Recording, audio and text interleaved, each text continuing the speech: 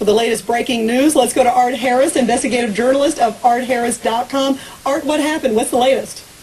Rita, Ronald Cummings got 15 years behind bars today in a plea agreement that was expected.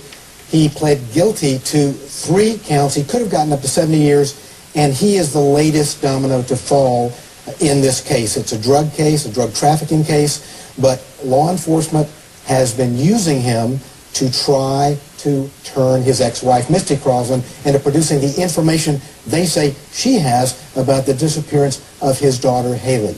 Yeah, I wanted to know how Ron and Misty got involved with the undercover cop to begin with. That's a great question, how this all began. Art Harris, investigative journalist, how did they get sort of caught in this whole melee? His friend was the undercover cop who wound up setting them up. They were pigeons, and they just came willingly because he was the buyer.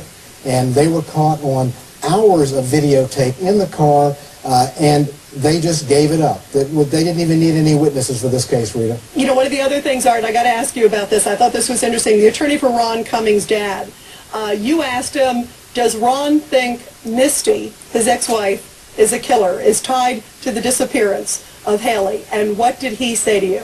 All he said was that he thinks she was involved and that she holds the key to what happened to Haley, but he wouldn't go that far.